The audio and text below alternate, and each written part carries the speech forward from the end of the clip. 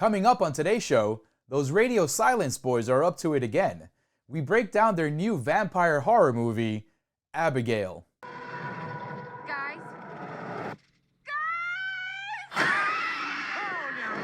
Stay tuned.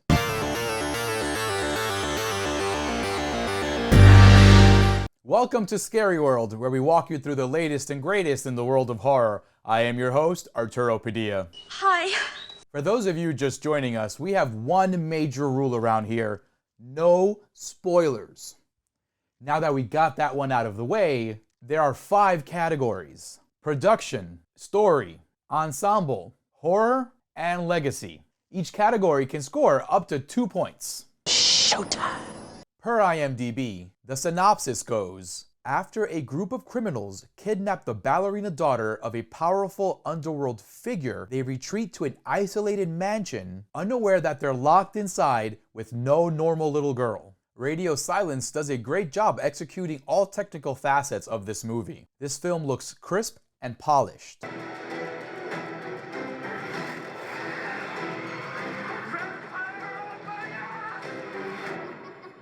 The shots are well composed, well framed, and very coherent. The movie also makes good use of sound and music.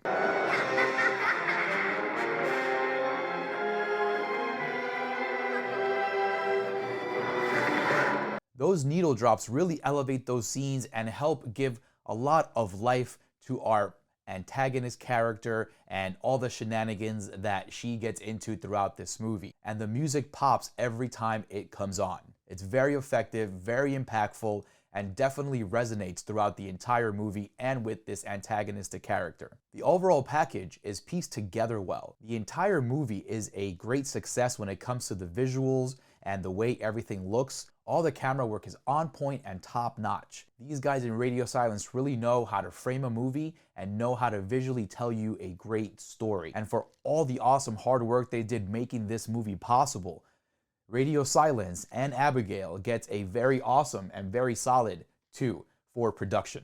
The script was written by Stephen Shields, who also helped write the very underrated Hole in the Ground. If you guys have not watched that movie yet, I highly recommend going to a streamer and checking that movie out. Radio Silence also calls their usual writing partner Gary Busek here, and he also lends a hand with this script. The story in this movie is entertaining and it is captivating. I don't care about her name. Whose kid is she? A very wealthy man who's about to be $50 million poorer. The acts flow very well and it hits most of the beats along the way.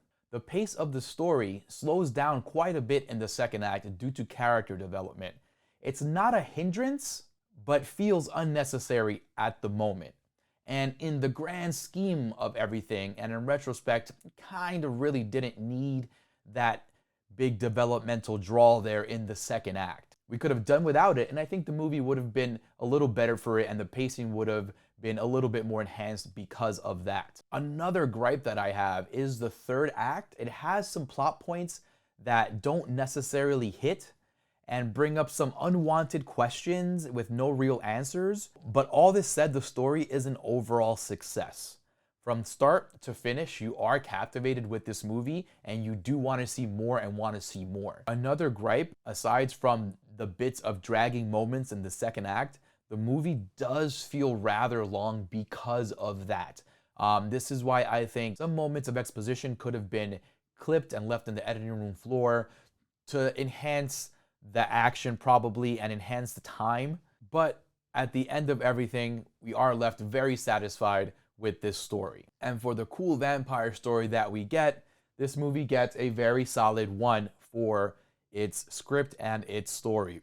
The entire cast does a great job, and it is one of the highlights of this movie. Joey, who's played by Melissa Barrera, is the anchor of this movie, and she does a really good job with her character. Her character is cool, calm, collected, and excels in all the action sequences. I'm really impressed with her performance, and I really liked what she did with her character here. She kept us engaged, and she was definitely the emotional anchor and proved to be an integral part of this story because of the character and how she portrayed the character and her acting chops. Kudos to her for that. The true highlight and spotlight of this movie is none other than Abigail, played by Alicia Weir. My goodness, folks, this young actress does a phenomenal job with her role.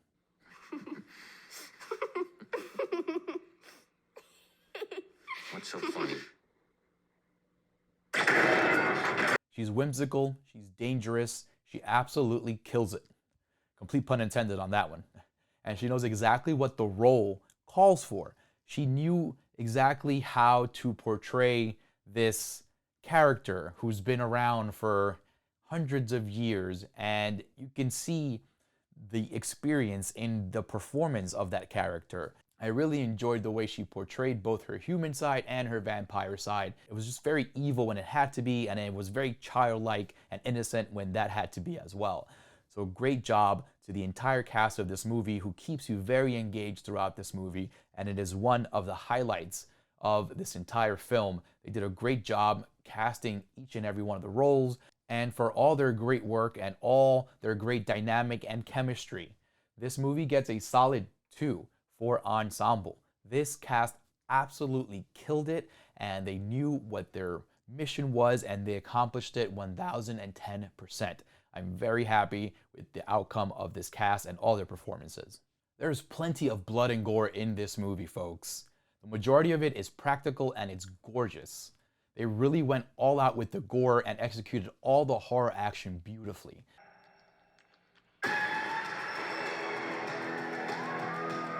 There's buckets and buckets and buckets of gorgeous blood being used here. When the blood dries up on these actors, it looks really good. They just used it in a very good way, because the blood isn't totally the usual red you get or the very deep red you get. This is a good mixture of like a blackish with a tint of red in it, and it's impactful and it's super effective in the scenes, and it looks good when it's composed in the movie. I am really happy with the choices they made with the practical effects here. It's really effective and another highlight of this movie. Especially when things go crazy, there is just a lot of it. I don't want to spoil any of it because it is fantastic and you guys need to witness it for yourselves, and it is worth the price of admission. Along with the awesome blood and the gore and the guts and everything, there's great vampire action in this movie. The vampire stuff is sprinkled all throughout. We get a lot of it. There's a lot of violence, a lot of brutality, and it all looks good on screen. It's all filmed well. Vampires. How do we kill it? Crucifixes. Stake through the heart. Daylight is a big one.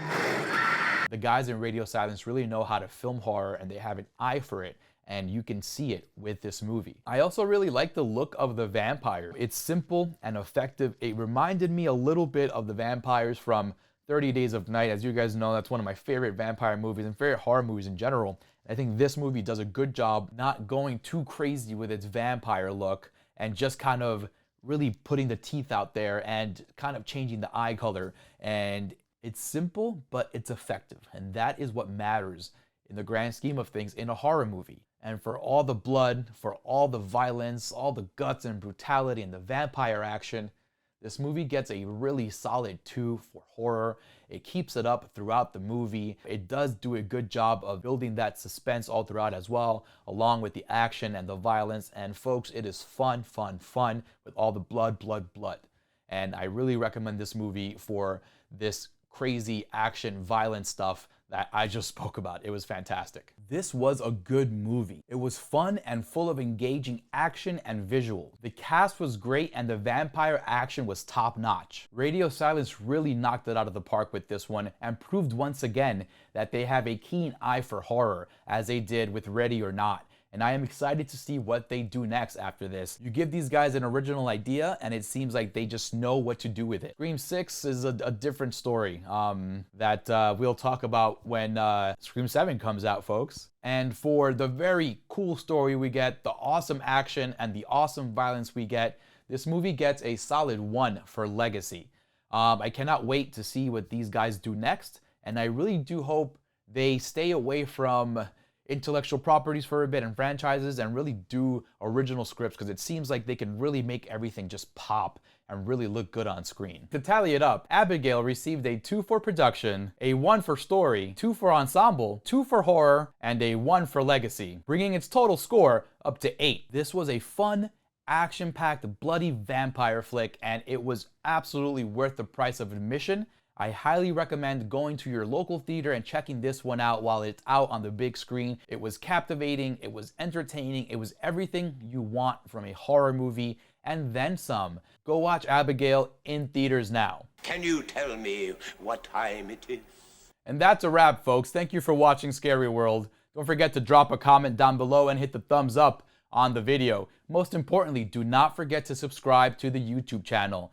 Tell all your friends, your family, and their pets to come on down to YouTube. Subscribe to CorpseFeed. We have spoiler-free horror movie reviews for you guys, dropping every Monday, Wednesday, and Friday. We also have the official CorpseFeed podcast dropping every Tuesday anywhere you get your podcast streams. We are also on all the social feeds out there, so don't forget to subscribe, to like, and to share. We will see you on Monday for another episode, and remember, it's a scary world out there, but we are here to walk you through it. I just wanted to say goodbye.